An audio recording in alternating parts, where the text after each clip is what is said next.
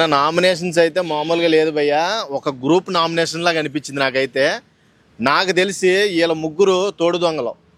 నిఖిల్, నీకు చెప్తున్నా last and final warning, నువ్వు మట్టికి ఆ చెత్తతో కలిసి ఉంటే నిన్ను చెత్తలో కలిపేస్తారో, నిన్ను బయటకు తోసేస్తారో.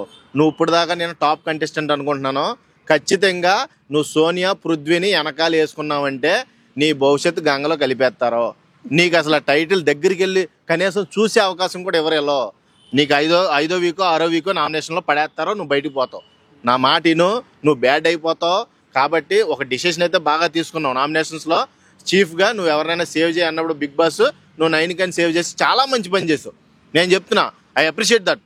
కానీ వీళ్ళ నుంచి ఎంత గొడవ పెట్టుకుని ఎంత దూరంగా వెళ్తే నువ్వు అంత సక్సెస్ అవుతావు చెప్తున్నా. ఎందుకంటే అక్కడ సింహంతో పెట్టుకున్నారు. సింహం ఎవరో?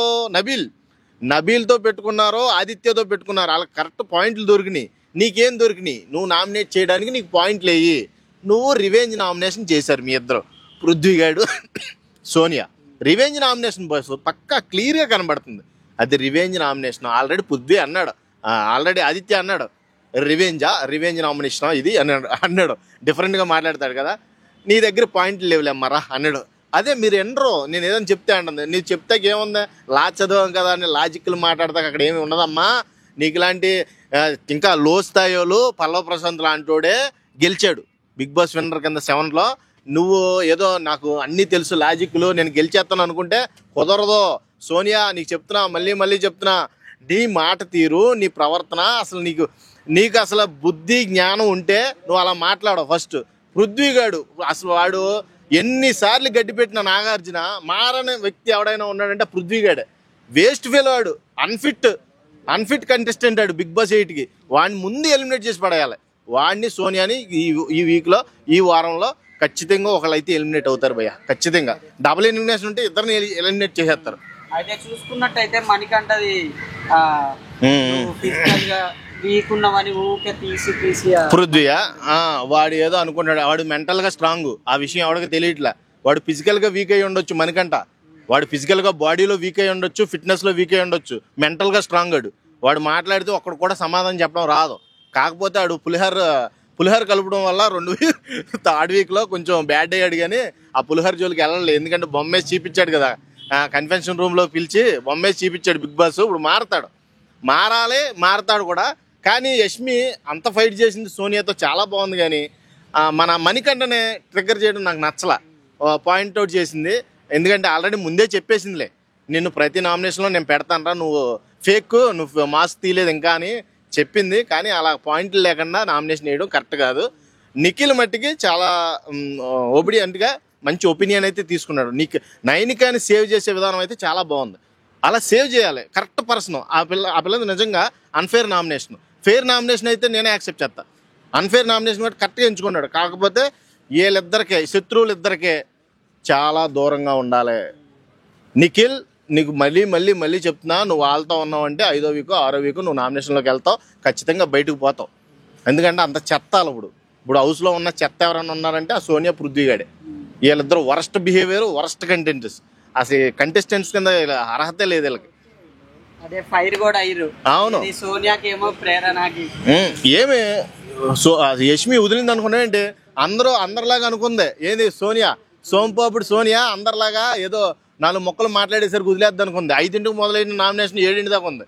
సోనియాది ఒక్కటే 7 దాకా వాదిచ్చింది. మామూలు విషయం కాదు. శివంగి, అలాంటి శివంగులు ఉండాలి. నేను మొన్నటిదాకా కూడా చాలా నెగిటివ్ షేడ్లో చూశాను. కానీ ఫర్ ద ఫస్ట్ టైం నిజంగా నేను యష్మిని బాగా అప్రిషియేట్ చేస్తున్నా. అదే నిఖిల్ తో సోనియా పృథ్వీ మాట్లాడేటప్పుడు మధ్య ఓకే ఇప్పుడు ఎవరితోనే మాట్లాడతా, నేను గేమ్లో ఎవరితోనే మాట్లాడతా. పృథ్వీ కూడాతోనే మాట్లాడతా, లేకపోతే నిఖిల్తోనే మాట్లాడతా. నీకెందుకు? నువ్వు గేమ్ ఆడలేదు అంతే. నా నామినేషన్ పాయింట్ అదే. నువ్వు అది దానికి సమాధానం చెప్పకుండా నువ్వు వాళ్ళ మీదే కాన్సన్ట్రేషన్ చెయ్యి, నా మీద చేయకు. నా మీద చేయకపోతే నీకు ఎలా కనబడుతున్న గేమ్ అంటుంది. చాలా తెలివిగా మాట్లాడుతుంది. అలా అతి తెలివితేటలు, అది తెలివి కాదు. ఆల్రెడీ ఆమె చెప్పింది, నేను వాళ్ళ గేమ్ చూస్తున్నా, నువ్వు వెనకాల ఉండే నక్కలాగా ఆడే గేమ్ నీది చూస్తున్నా, కాబట్టి 2 కంపేర్ చేసి నీకు నామినేషన్ పాయింట్ ఇచ్చాను అంది. కరెక్ట్గా మాట్లాడింది, చాలా ఫెయిర్ అది.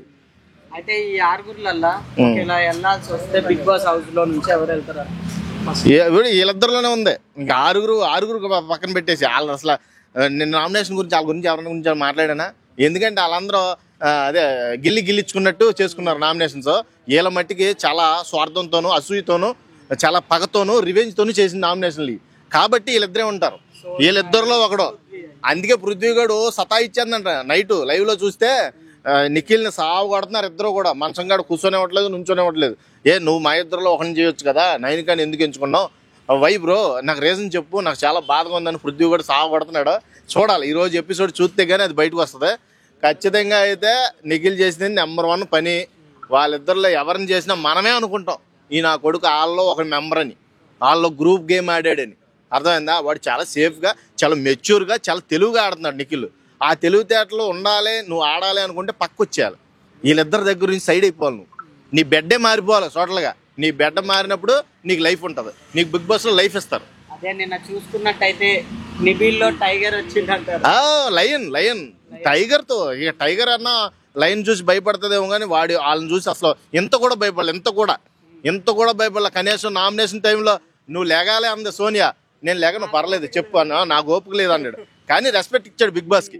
నుంచున్నాడు వీళ్ళ కోసం కాకపోయినా బిగ్ బాస్ కోసం నుంచున్నాడు. కానీ చాలా అంటే చాలా ఫెయిర్. నిజంగా నబీల్ని అలా ట్రిగ్గర్ చేసి ఒక పాయింట్అవుట్ చేయడం నాకు నచ్చల. నేను నామినేషన్లో వాళ్ళిద్దరే పర్టికులర్గా పృథ్వీ సోనియా వీళ్ళిద్దరూ పర్టికులర్గా అలా పాయింట్అవుట్ చేయడం ఆ నామినేషన్కి అసలు బ్యాడ్ అని చెప్పాలి. వీళ్ళిద్దరిని ఖచ్చితంగా ఈ ఎలిమినేషన్స్లో ఒకరినైతే బయటకు పంపించారు ఖచ్చితంగా.